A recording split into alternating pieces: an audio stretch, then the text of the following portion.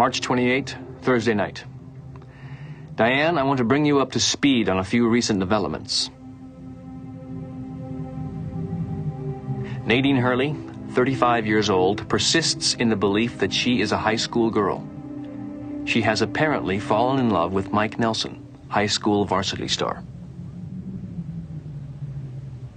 Word has it that Bobby Briggs is shacked up with Shelley the waitress.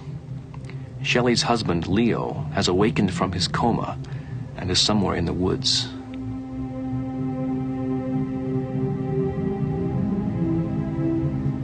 Ben Horn has suddenly become an environmentalist and enlisted the aid of trusted friend John Justice Wheeler to help him save the pine weasel. As for me, I find myself suffused with a vague sense of contentment, a premonition of happiness. I hope I will be ready when it comes. Meanwhile, there's Windom Earle, my former partner. Windom continues to play his deadly game of chess. Deadly, Diane, because every time he removes a piece from the board, Earle takes a human life. I have enlisted the aid of chess champion Pete Martell in hopes of formulating a stalemate game. In the meantime, I can only wait for Earle's next move. Major Briggs has returned from his disappearance in the woods, but remembers nothing. He cannot explain the mysterious tattoo on his neck. Diane, Josie Packard is dead, possibly from fear. And while I am absolutely certain that she tried to take my life, I feel both sadness and even sympathy. Sheriff Truman is suffering terribly as a result. When Josie died, I saw a vision revealing Bob and the midget from my dream. Windom Earle, Bob, the midget. Is there a connection, Diane? Do these events foretell Bob's return? I hope not. For all our sakes. I got idea, man. You take me for a walk. And welcome to this week's edition of Twin Peaks Unwrapped. I'm your host, Bryon Kozowski. Beside me, as always, Ben Durant. hello, Ben. Hey, Bryon. How's it going? Pretty good. How about yourself? Pretty good. Yeah. It's been a week. It's been a week. And we're here to Talk discuss some more Twin Peaks. Twin Peaks, but what episode we're doing? Episode 24. All right. And this is written by Barry Pullman, directed by James Foley. Barry Pullman is related to Bill Pullman? Bill Pullman? I don't know. I don't know if they're related. There's a lot of relatable people. Everyone's related to people. Yep. This is aired on March 28th, 1991. We're back to Thursdays. Yes. Yes. Must see TV. Must see TV. Cheers is on. And it's blowing Twin Peaks away. And this the rating was 6.2, and it's 77th place. It did a little bit. It's doing a little better. Yeah. But yeah, we're back on Thursdays after 6 weeks of hiatus. So it's been off the air for a month and a half. Oh my God, a month and a half. That's like, people probably are like, what is Twin Peaks? Oh, it got canceled. Right. And I think I shared this several times with you, but I missed the last episode back in 1991. I missed that episode for a school dance or something. And then I'm like, how dare you? So really, it's been 7 weeks for me here as a kid. I've missed 7 weeks of Twin Peaks. You didn't have a VCR you could set to record it? I don't remember. The funny thing is, I definitely had a VCR to watch the tapes when they came out. Yeah. But I don't remember ever recording it. Because I was a TV head like you. You know, you get into TV shows in high school. I bought a VCR and I had cable in my bedroom, and I learned how to set it to record at certain hours. Yes. So when I went to a dance or hung out with my friends on a Saturday night, I could set it to record Mad TV or whatever I wanted. It was really cool. Kids listening to this have no idea how hard it was to record VCR. You have Netflix and the Hulus. We had VCRs. I did record the last episode of Twin Peaks. I still have that tape somewhere. That's VHS. cool. So I did record it. I don't know why I didn't record the last one. So we're back on though. It's exciting to have it back on a weeknight. Kind of water cooler moment where the next day people can talk about it at work. I mean, after watching this episode, I have to say, I feel like, personally, we have the old Twin Peaks back. Yeah. After watching this, I texted you, and this to me is sort of like, I get this feeling of like, oh my God, I feel like I'm watching the old season 1 again, like that same feeling. Yeah, it almost seems like I think everybody kind of came back together again. I think Mark Frost was prepping his movie. He kind of got back. David Lynch seems like he's kind of starting to get more involved again. And it did seem like maybe they had a meeting together and say, hey, let's see how we can get this show back on. And honestly. I get that. I get that sense, right? And it's less cheesy. Where you got rid of all these non-relatable. You got rid of James and all this. Little Nicky's gone. All this stuff is. I almost feel like it's like one of those Mad Magazine fold-out things in the back of Mad Magazine when you fold it and you get the real picture. Yep. Well, those episodes that like stunk, they're cheesy. You can fold those right out of the picture, and you have the complete Twin Peaks experience, but you can miss those 4 or 5 episodes from the moment Cooper was kicked off the force until now. You could get rid of those. Yep. And you won't even skip a beat. Right. You wouldn't even know you missed anything. Yeah. So the way that they have like when it aired, and I think it's on the Blu-ray, that it's like they do previously on Twin Peaks. Yes. Before you get into the show. So I think they had a Cooper dictating to Diane recent developments. Yes, and that's why I say you can get rid of these episodes, because he gives you like this whole like recap, and you're like, oh, that's perfect. That's all I needed to know. Right. So I just want to share that with you. But the show is back, and we start off with Truman thinking about Josie. Josie died, mysterious circumstances, and he's just kind of, he's a sad sack right now. Yeah. And you get to see him really, his acting chops come out. He's yelling at people, spitting at people. Get out of my face! And they're doing these kind of montage, shadowy, him playing with his glass of whiskey or whatever he's drinking. Yeah. And I have to say, Log Lady, because we had the Log Lady on the Blu-ray, she mentions feeling about how you treat others. And I was thinking, feeling about how she basically said, when you go to bed at night, do you feel good about the way you've treated others, or do you feel bad about the way you've treated others? And I feel like that's the theme with maybe Josie and everybody, how they treated each other. Yeah. And he treated her like gold, but did she really treat him? Right. I mean, I feel like she didn't really, she was just kind of like, I don't know, maybe she was so naive, and then she got herself stuck in the situation. Now she's stuck in a drawer knob for the rest of her life. It's complicated. I mean, I don't know if Truman always treated her that good in the sense that, like, he always seemed like he wanted to have sex with her. Like, you're he's right. Kind of like, you're right. She's in pain and she needs help, and like, oh, let's get it on here right now. You're right. You're right. He's kind of like, you're oblivious to this woman and what she's going through, and at the same time, she's not innocent. I mean, she kills people. But maybe he wants to pretend. Maybe he feels. Oh God, I lost my train of thought. Yeah, he's oblivious to it, but maybe it's almost like he doesn't want to think about her in that light. Yeah. So he's just like, hey, baby. Yeah, you're right, though. He never said, like, what are your feelings? It was just basically, how can I help you? How can I help you after we have sex?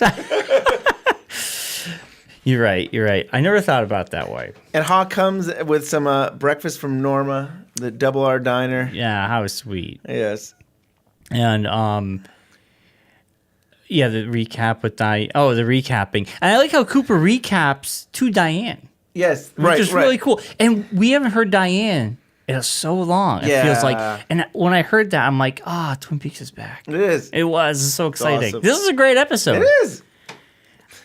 So, there's a deleted scene, or not deleted, there's something in the script about where Harry kind of acknowledges that he realized, he even used the word Josie was evil and stuff like that. It's not in the show, but it was interesting in the script. It kind of talks, like he's basically, he's drunk and he's really out of it, but he's kind of acknowledge, okay, maybe she wasn't this great person. Yeah, and I think he has to come to terms with that. He does, yeah. But to go back to that recap, Ben, I have a question for you. Okay. In the recap, Cooper talks about how he saw Bob.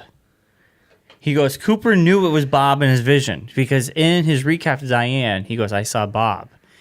And then I was thinking, has Cooper ever seen Bob before?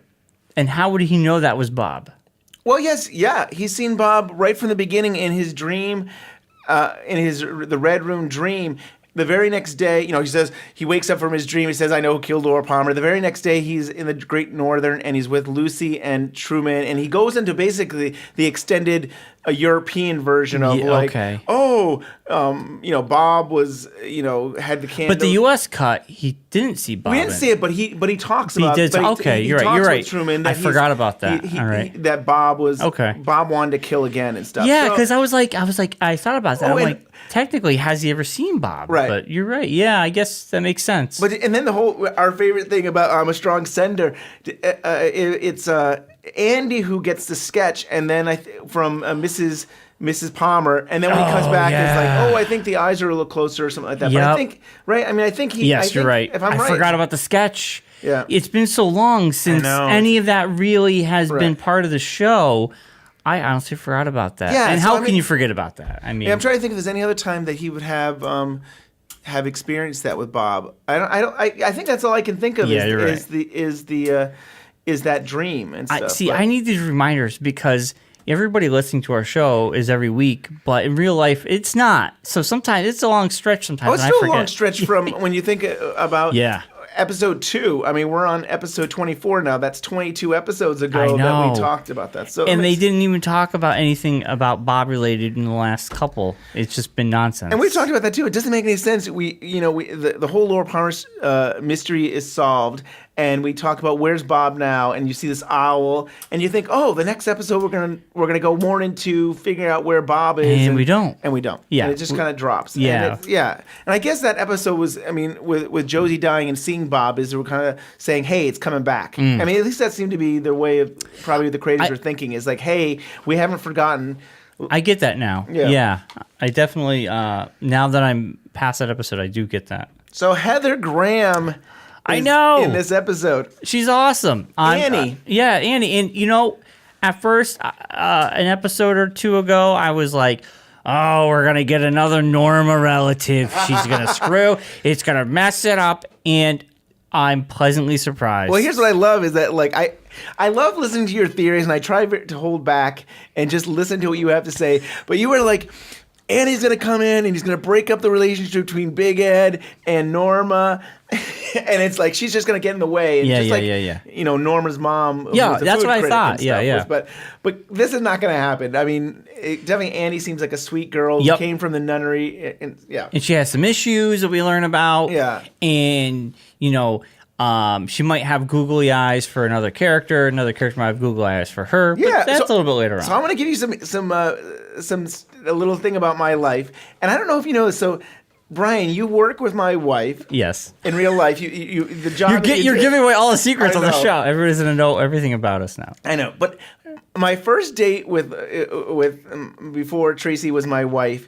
Was we went to the movies. Yeah. And a friend of mine who we went to school with picked the movie. He recommended it, and we went and saw Boogie Nights.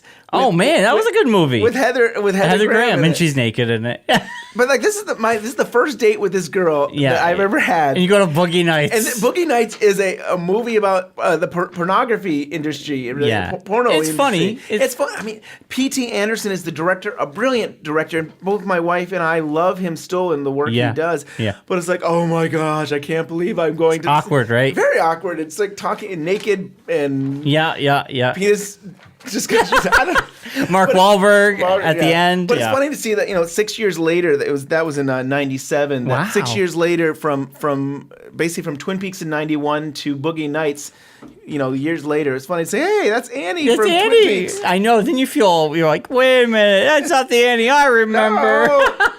Cooper, what happened? What'd you do to her? So I thought I'd share that. It was interesting to, That's a good story, Ben. Oh yeah, great story. Good first date material. Somehow she still stayed with me even after taking her to that, and Hey, that's a keeper right there. Yeah. So Annie is here, and she sees her sister, and gets a job there. She's going to be working at the Double R. Yeah, and what's also cool? Shelley's back. I'm so excited to have Shelley back. And this makes me feel like it's old Twin Peaks. You have these characters back in their places where the show began. So it's almost like a reunion. I almost feel like it's a reunion and everyone's back in business. Yep. And it coincides with the Instagram photo that the actress posted of Shelley. Oh, right. Right. So, We'll never pronounce her name right. Yeah, it's not the actress who plays Shelley. Yeah. But she does it so that it's looking down at her shoes. It's like, oh, I got new shoes, but you can definitely see it's the pink uniform, Double R uniform. Yep. Yeah, that was awesome. It was so cool, and I'm very excited. So, it does. This episode from here on out just kind of feels like a reunion. Like everyone's totally. back together.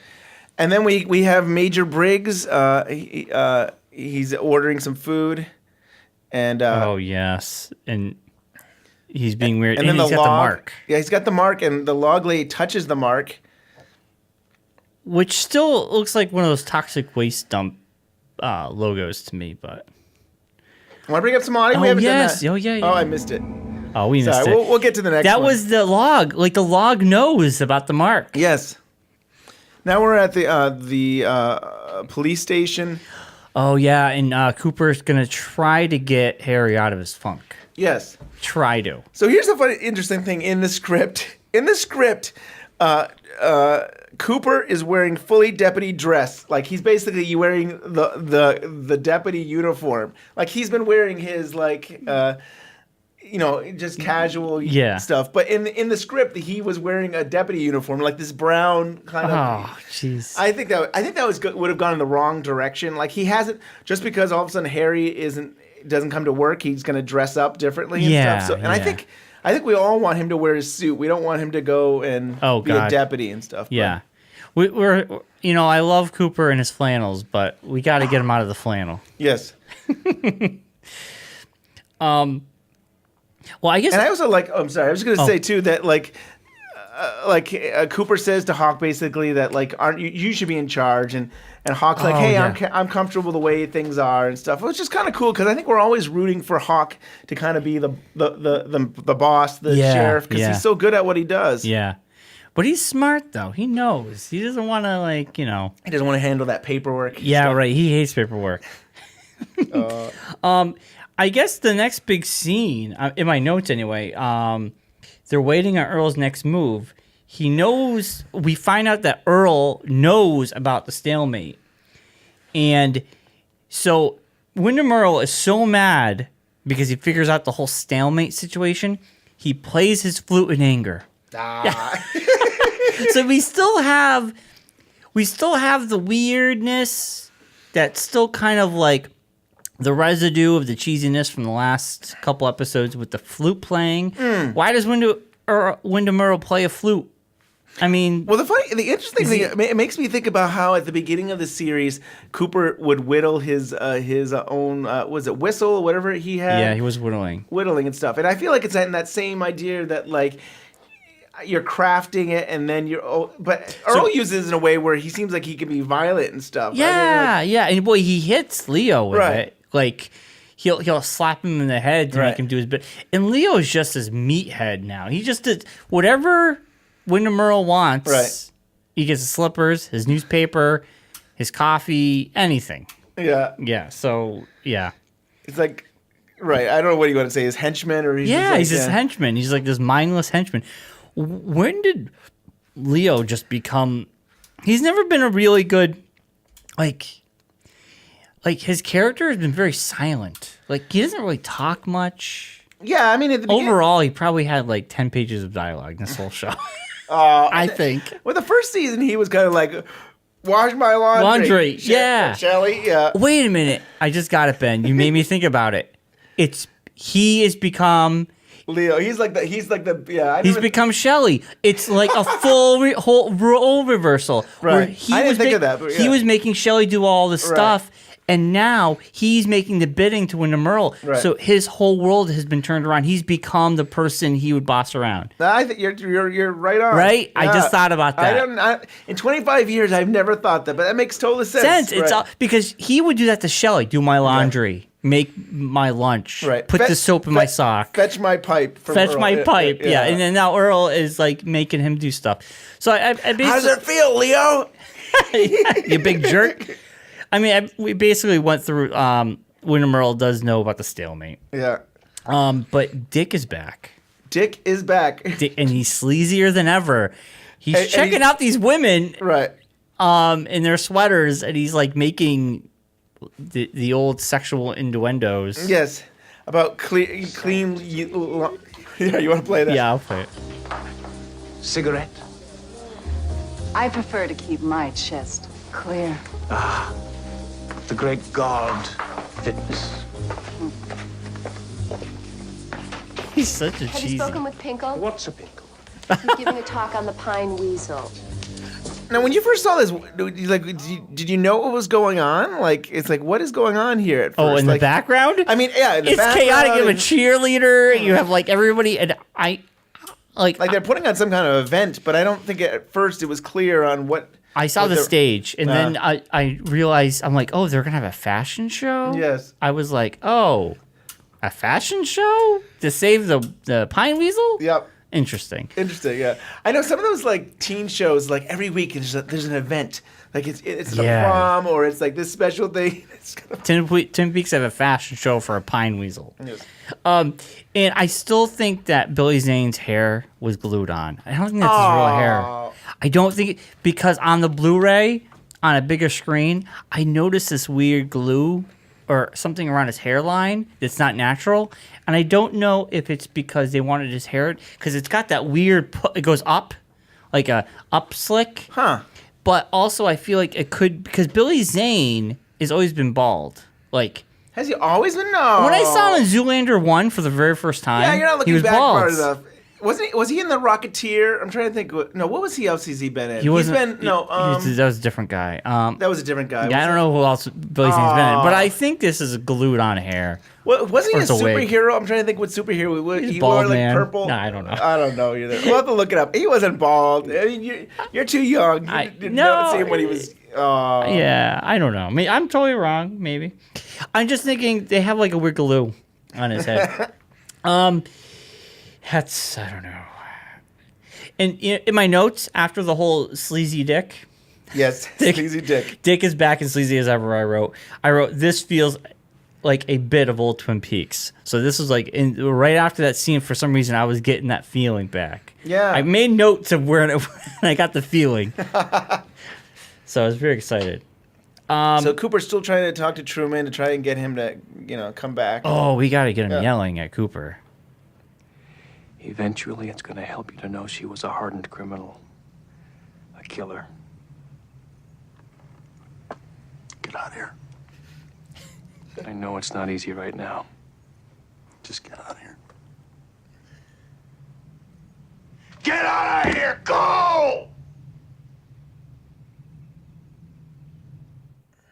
Yeah, I think this like in the script it would have been somewhere where it would have come in where he kind of said, "Okay, yeah, I know she's evil, I know all this, but it's still painful to think the person that he loved."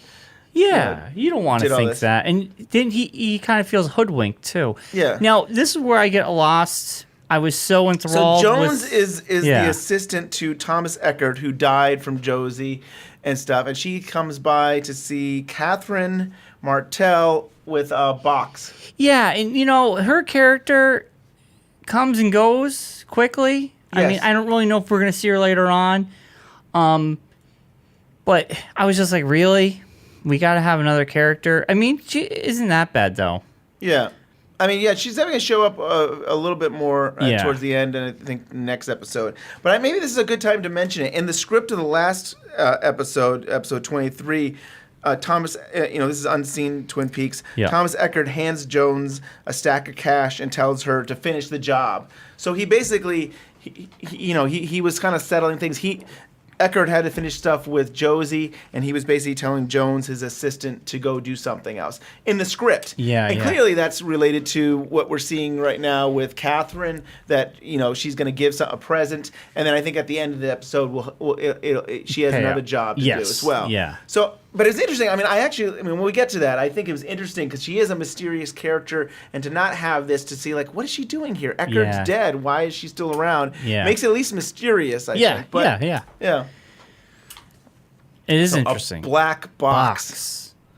What's in the box? It's like a Mulholland Drive. Yes. It's a blue key. It's a blue key in there. Or anything. I think if J.J. Abrams was very much into this mystery box, you don't want to know what's in that box. I mean, it's the idea of the mystery of it. I mean, yeah. But so I mean, this is okay. I mean, I'm kind of over the Martells. I'm over the Josie stuff. I want to just give me more Cooper. Yeah, but I do feel we do get more Cooper. Yes. And then Windom Earle pays a visit to Donna Hayward. Yes. As a friend of the docs. Yeah, Dr. Craig.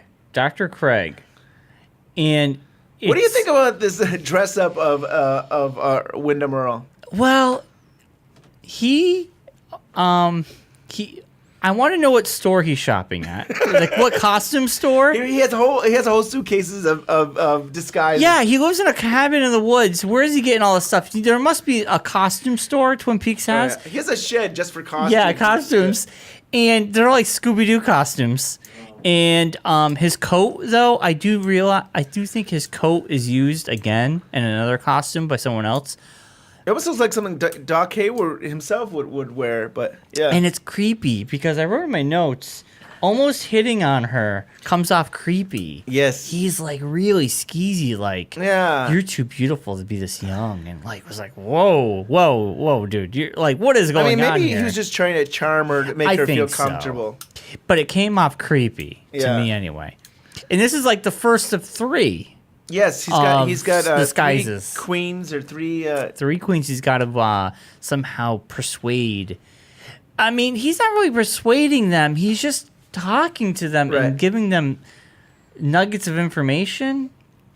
And, I mean, this is where it kind of stumbles because, he leaves something for Donna's dad, and then when Donna's dad and mom come home, she's like, oh, your friend from college or whatever came by, and he's dead. Right. And they call the number that it was given, and it's the cemetery. So it's first it's your friend is dead, and then it almost seems to imply somebody else could be dead here with the cemetery. There's a whole death theme.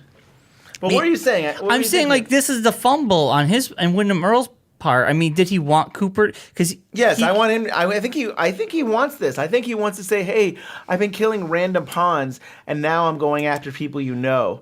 All right. So, yeah. I mean, I think that's his way of threatening. It was intentional that he was trying to basically say, "Hey, I'm not on the outside. I'm coming in to the people that you know, and infiltrating. If you're gonna keep playing the stalemate game, I'm gonna start killing people you know." That's right. You're right. Yeah.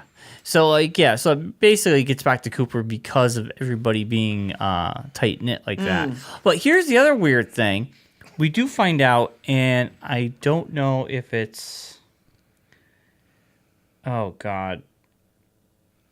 And then we have Pete Martell playing chess here, and he's concentrating very hard, trying to figure out how can he do a stalemate.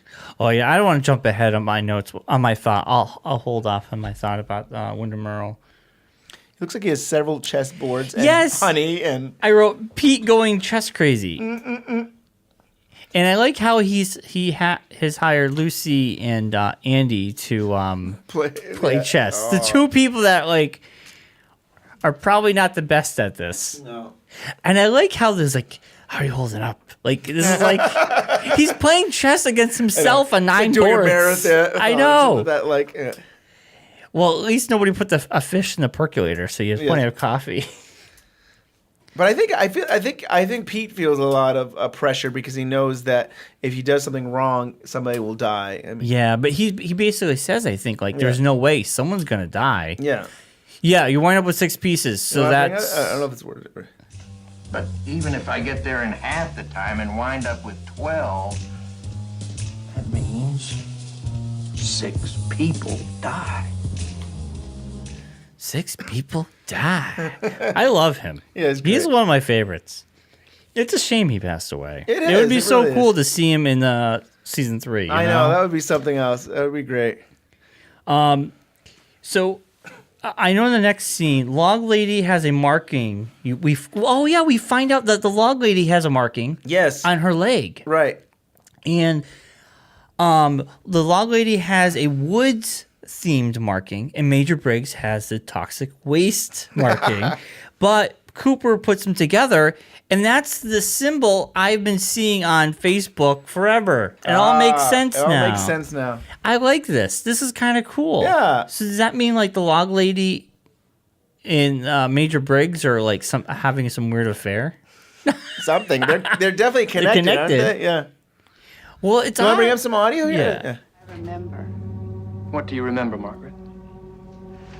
Look at the back of my leg.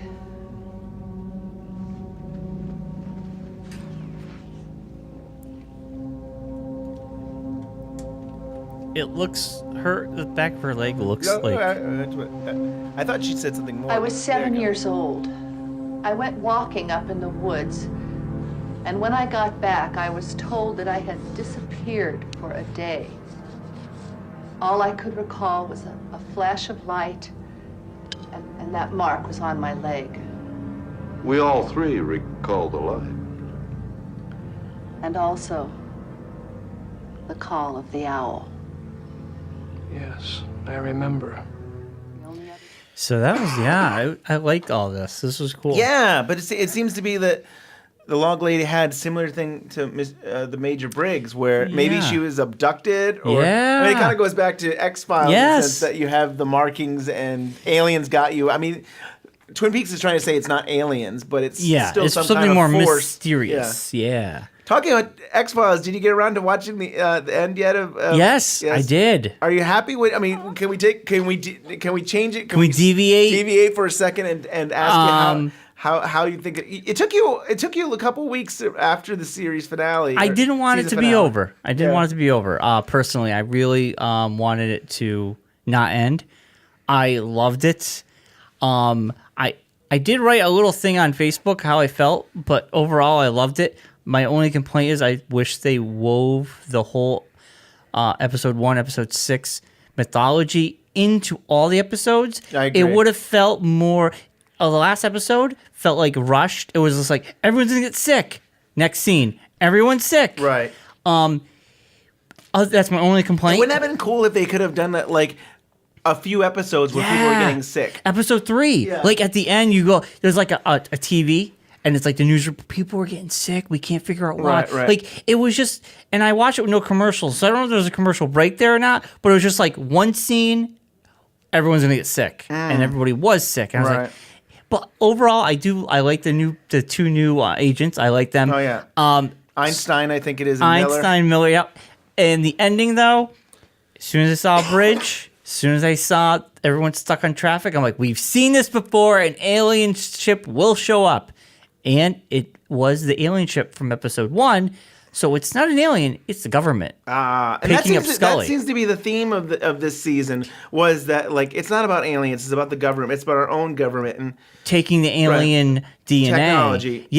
And technology. And since Dana has the cure in her, it would make sense that they would use this UFO to grab her because she's stuck on that bridge. yeah, I still have, I mean, there's some things I was very much into the mythology, so I have some issues where I feel like Mulder had the alien virus stuff in him, and so he should have been immune. Like, do you remember the whole? Yeah. Do you remember that there was? I mean, this. I'm trying to think what season it was. Maybe it was season 5. He was brought to Germany or something like that, and he was exposed to the black oil. Yep. And Oh, then, the black oil. Yep, I remember that. And then, Yeah. Years later, they found they checked his mind, and he seemed like he had alien DNA or something like that. So it seems like all of a sudden they've forgotten all that. Like all of a sudden, Or was it all government? or maybe they stuff? took it out or something. I don't know. Here's my other complaint, though. My one complaint, and I know we'll get back to the Twin Peaks people. I'm sure are listening to us. Like, what are you doing?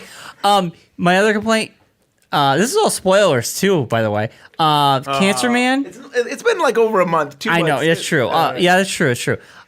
Cancer Man. I felt like they underutilized him. I agree. His appearance in episode 1 was like, yes. Then we don't see him again until episode 6, right. and he just holds a gun to Mulder the whole time. Right. And Walks around and he manipulates we get to see someone from the past. Oh, the agent there. Yes, you missed it because you haven't seen them all.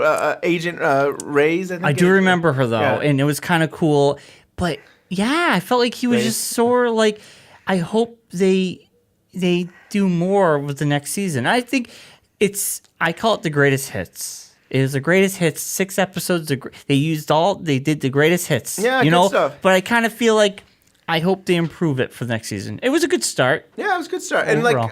we got there because we're seeing some more elements of Twin Peaks Yes. where they're using these marks that seem to be abductions, and with Yeah. the whole idea of the white light and I don't know, the hooting the owl is not really, but I mean, it's Yeah. interesting to see all these coming back up on Twin Peaks. Yeah, I like it. And sorry if I'm diverting to our X-Files. Well, I've been meaning to talk to you about I it. know, I It's know. been months here. That I really didn't want it to be over, Ben. I was like holding out my last 2 episodes. I was saying to you, are you going to wait till the new season to get to I watch the last know. episode? I'm really horrible, honestly. I'm still on season 1 of half my shows. Everybody else is like, it's over, Brian. Why don't you just finish it? You know, like. But. Like one more detour. You know, it's only been a few weeks of Bates Motel, and I know you're a season behind and stuff. So yeah, I gotta watch season 3 still. Okay, it's good stuff. Good season. I know. I'm very excited to watch that again. Yeah, you gotta watch that, and we've talked before that it's got like a Twin Peaks feel. Yeah, definitely. So back to Twin Peaks, we've got people are like, "Wow, curse you!" We've got Wheeler and Audrey having a picnic together, and he's singing to her. Oh God, I thought of Prairie. James. I thought of James, the singing. Cringe. At least a microphone didn't come out of the ground, and just you. Yeah, at least it wasn't that. Yeah. But Audrey seems like she's happy. I like Billy Zane more than I like James. Oh yeah, if you really compare the two, I like him too. Yeah. What's his name again? Wheeler. Justice Wheeler. Justice Wheeler. And then God, where am I? Well, I guess we can go to. The next scene we go to the diner. Okay. Oh no! Well, we already mentioned that. We already mentioned Doc Hayward got the message. But this is what I wanted to mention last time, and we see that Doc Hayward finds out. Donna tells them, blah blah blah blah. Well, the mom, Donna's going upstairs, and I believe this is the scene. Is this? I don't know if this is the scene. I might be jumping ahead a little bit. I don't know. I don't know of anything. I don't think there's anything here. Not with Ben Horn? No, I don't think so. No. Okay, I'll follow my notes. I don't want to jump ahead. So after this scene, we go back to the diner, and Windom Earle is dressed up as a biker. A biker? Yeah. We can skip the whole. We know. Oh, there's where you're talking Ed. about. Yeah, Ed and okay. Sorry, everybody. Yeah, Ed and Nadine divorce. Nobody cares. Right, and then that's where Ben does come to the door, and Miss Hayward answers it. Yeah, that's what I'm talking about. So what do you think of all that? Ben Horn is whispering into her ear, and I was like, it wasn't like a kiss, or wasn't it? Yeah. Yeah, I was like, what? I was like, no. First thought was, not another affair. No, why? Why? So we go back to the diner, and Norma asks Shelley to... Why don't we get some audio? This is cute. Yeah. See this? Miss Twin Peaks. You've You've got to be kidding me. There's a cash prize and a scholarship. And I bet you could walk into it. I don't think so. It's easy. You give a speech, you answer a few questions. Miss Double R Diner, what would you do to bring about world peace? Well, I would bring all the world leaders together, make them form a circle and join hands. Because you can't make a fist holding hands. You're a shoo-in. It's sweet. I like it when Shelley's silly. Like I still think about the whole funeral and Leland jumping on the coffin and it's going up and down, and then we go to the Double R Diner and there's Shelley making fun of it with I mean, it's kind of bad taste, but she's kind of silly. And she's funny. I like this. I was like, she's talking to Windom Earle. Earl's hitting on her. Yeah. You should enter the contest. Yeah. I think. And then she says she doesn't think she's pretty. Are you kidding me? Yeah, I know. I think Shelley would win. Kidding me? But who's going to be in the contest? Is it going to be everybody that Windom Earle wants? Is it going to be Shelley, Donna? Right. Is it going to be like every female that, But I cannot believe Shelley. Does Shelley really think, I don't think I'm pretty? Yeah, I know. It's like, are you kidding me?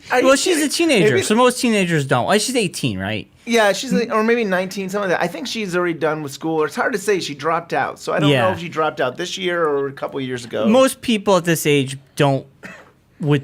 They're not. I'm not pretty. They don't think like that. Yeah. Like Well, also at this time they didn't have Twitter to like post pictures of themselves constantly and get like a response. So Cooper sat down at the Double R and he's reading about Tibet, and he's like oblivious to Windom Earle is there, but he and Annie comes by, and I think he's already it's like instant. It's like on the wings of love. What is happening to us? They've fallen in love already. Already. We have the audio down, and by the body language of Cooper, he's already smitten. He is. He's already smitten. Dale Cooper, local law enforcement.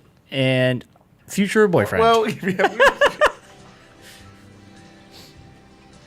Are you staying in town for a while? I might be here quite a while. It's happened to me. Looks like it's grown on you. There's a way of doing that. Because the flannel. But yeah, as soon as I saw this, I was like, oh man. And Windom Earle, where does he get these costumes? These costumes. There's got to be a camera at a costume store that just sees him going in and out buying more costumes. He's our best customer. He's buying two today. A biker and some old guy. We don't usually get this much unless sales. it's traffic. It's on Halloween. Yeah. And then he saw the cut marks on her wrist. Yeah. So that says that she probably went through depression or something happened, but she still comes off as sweet, and it doesn't. She doesn't come off as like this person who's going to cause drama. It sounds to me like she wants to start a new life, which I liked. I was refreshed by that. I was glad it wasn't like, oh no, my life's horrible, and I'm going to be a food critic, and I'm going to try to close down this diner, and I hate my sister. I was happy. It was nice. See, the interesting about Annie is that she came from this nunnery, and she's kind of an outsider in a way. I think she grew up in Twin Peaks, but then left, and so coming back, she seems like an outsider, and Cooper is an outsider, and they both seem like they connect that way. Yeah, two outsiders. Yep.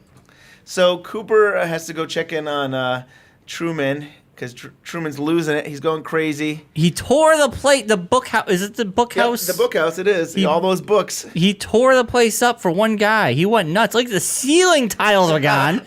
The wiring is showing. I mean, he went ballistic. Yes. But I think this is where Cooper kind of talks him down. Yes. It? And then You want to bring up some audio? Why don't you hand me that gun? Oh, he has the gun.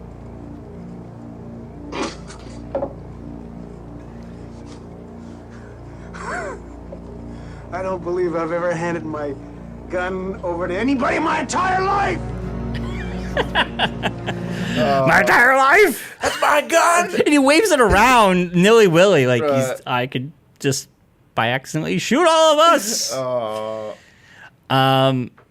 But yeah, it's good to see them all. I mean, it's nice to see a different perspective of Harry. Like, Harry's usually kind of mellow, low key. Yeah, even keeled. Yeah, even keeled. And to see him kind of out of control, it's kind of cool to see another perspective of him. Yeah.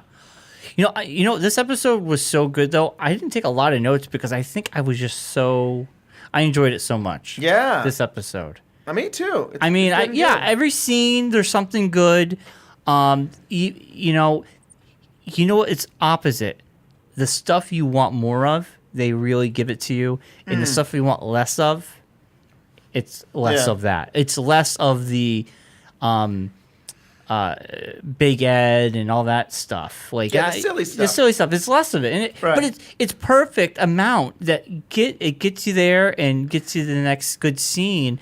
Whereas before it was like 10 minutes of the silly stuff. And you're like, I don't need a whole scene of picnic time. But I do love this, that Cooper kind of gets closer and closer to Truman, and then Cooper hugs him. It's like, oh, the bromance, and it's like, I like that. Yeah, on the wings of love. I don't understand. I'm having feelings for you, Cooper.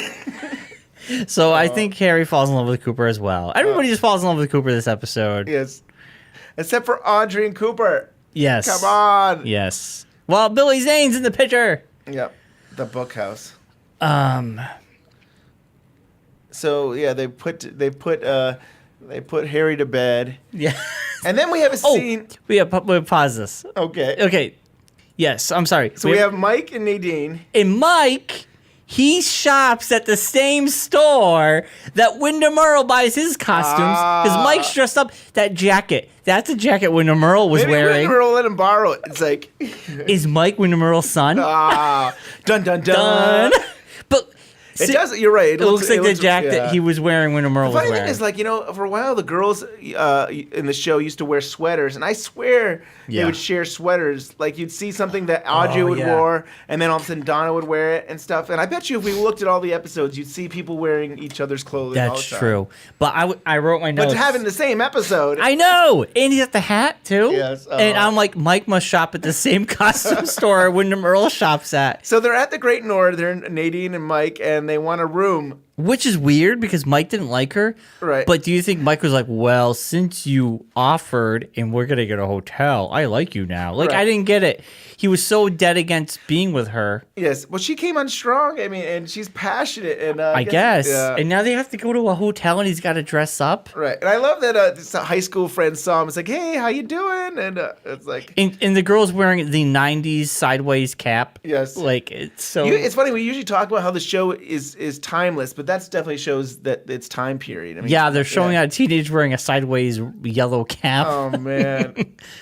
And then Nadine gets angry and she smashes the bell. Yeah, because the guy's kind of like, just give me a room. Yeah. We just want to get busy. Leave us alone. Stop Ghostwood. Benefit there. Yes. Now we have the fashion show, the Pinewood Weasel fashion show.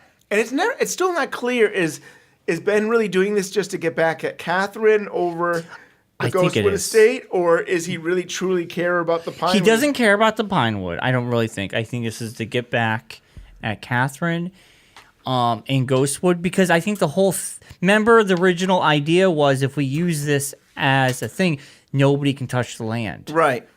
So I think that's what it is. I agree.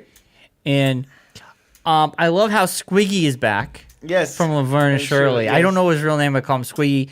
The last time we saw Squiggy, he was selling Shelly and Bobby the mechanical thing for Leo to be in that would help him move him from the bed, I think. Move him from the bed to the wheelchair. Right. And that was the thing where it's like, oh, Bobby's telling Shelly, we're going to make lots of money. Yeah, and then Pinkle there, I think his name is Pinkle, is lying like, well, you didn't think about this fee and this fee and this fee. And it's like, oh, no, we have no money. Yeah. So that's the last time we saw him. And I honestly was kind of excited to see him. He's like the comic relief. Right. So I can tell you, I think maybe this is a good time. Oh, well, you have a fashion show. So you have Lucy and Andy, and they're Oh yeah, and they're all everyone's dressed up. lumberjack there or something. It's kind of funny. I mean, Andy's funny. I think he's kind of looking around. It's like, you can get off the stage now, Andy. Get off the stage. And it's all plaid. It's all flannel. Yes. Not really what I consider a fashion show. It's not really like the in. Yeah, it's a weird. I don't understand. Are they going to sell these clothes to make money? I Yeah, don't like know. I didn't get the whole premise. So, and Catherine is talking with Ben about like what he's been up to, and I wanted to share something with you from the last episode script.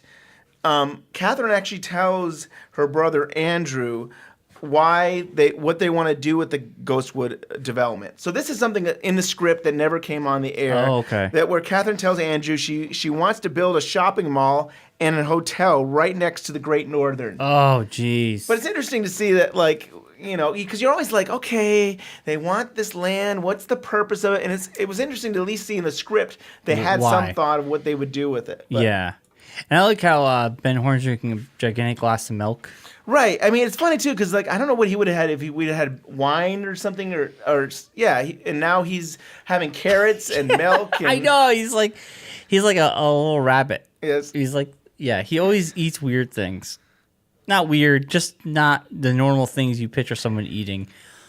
I like the fashion show. It's like the equivalent of a bar fight because of the weasel, which is looks like a ferret. And I think somewhere in this episode, they were like, Pinkle was like, I've got the weasel, and it's stuffed. It's a dead, it's a stuffed weasel. And so now we're on the stage, and Pinkle's like, okay, I have a real life one, and I'm going to take it out of the cage. And that's when it attacks. Oh, it bites Dick on the nose or something. Right. And he's like, well, you shoved your face in there. And then he throws it, and then the weasel just goes crazy. And we see the point of view of the weasel on the floor. And that's just off the wall, crazy, silly. But. Yeah, it is like the bar fight scene, but it's just a weasel. And it's funny because it's a weasel, but everybody's just going insane. Yeah, I don't think it's going to hurt you. Yeah, It's not that bad. It's definitely a pet ferret they're using there. It is pretty funny, though. Like, the whole stage gets wrecked. Right. And I think the real point of the reason that the chaos is so that Audrey can fall off the stage and Wheeler can catch her. And they can have their kiss, right? Their first kiss. Their first kiss from the weasel. So basically, the whole reasoning of this to happen, because these people are going nuts. You think like a bear is attacking. Yes. Aww. And then they kiss. How sweet. On the wings of love. Bring up the audio. I just love that, like, it ends with the girl screaming. I love that. I mean, that's yeah. Now, the next thing we see is one of the Bookhouse boys reading a book, and that was part of the theme that never really got on the show. But like, I think part of the idea was that these Bookhouse boys actually did read books. Like, I think there were scripts where like James Hurley would be in a bar and he would be reading and stuff. And maybe it just seems too weird and stuff. But I think that was the premise was the Bookhouse boys actually did read.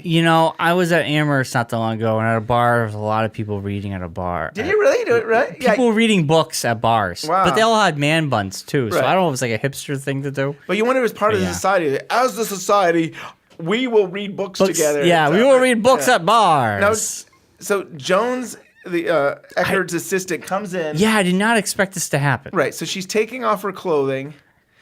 And I was like, okay, she's trying to seduce him?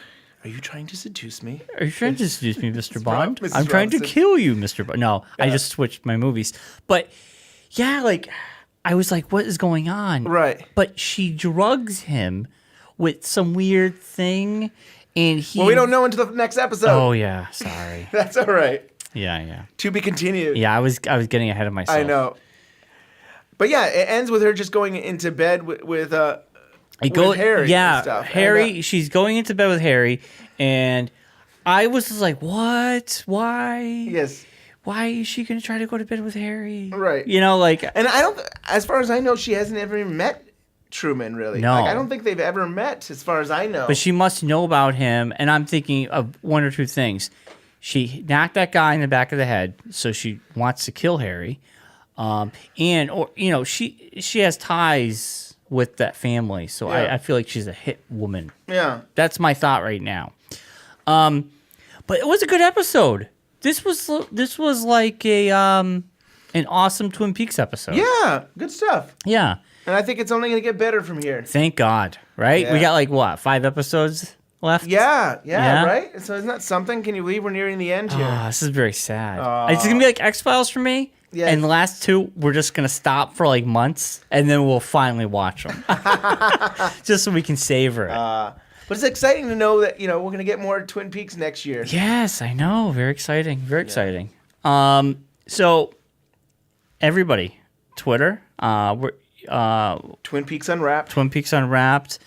And we have a lot of followers on that. Like, it's getting bigger and bigger. Gosh, well, I can't even think how we're over 5,000 followers now. And that's awesome. thank you to everybody. And all the emails we get at twinpeaks@gmail.com. Yeah, thank you. I know Christian, I think, is emailing us. We never get around to talking with him, but we will have to do that sometime. Yeah, we hope to do another feedback show. But please, email us comments and questions and anything.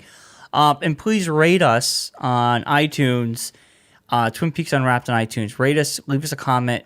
Maybe we'll hit the top 50 at some point. We have in Norway. In Norway, we're in the top in Norway, which is really cool. Yeah, and we got some feedback from that too. Where on Twitter there that they say that Norway is very podcasts are very popular in Norway, and that we just do good work, and that's why we're up there on the top. So that is awesome. You know what? If we get Norway, I'm so happy by that. That was so exciting. It was really exciting. Yeah, it was very exciting. And what else, Ben? We said Twin Peaks Unwrapped.com. We're there. We're on Facebook. Yeah. I post. I've been posting a lot of stuff on Facebook. We actually getting more and more likes. Yeah, I see that. That's awesome. So keep liking us and stay connected. Cool. And we have a Twin Peaks Unwrapped paper that comes out on Mondays and Thursdays. Yep. And that's just kind of the community. You get to hear what's going on in Twin Peaks through the community paper. So I think that we're going to end the show. I thought it would be fun with a Twin Peaks promo. This is kind of like a behind the scenes of the promo, but the promo was basically kind of a spoof on the Wizard of Oz, of the idea that the show had moved from Saturdays back to Thursdays and stuff. So I thought it would be fun to just end the show with that. Yeah. All right, everyone, have a good week, and we'll be back next week with episode 25. Am I right? Excellent.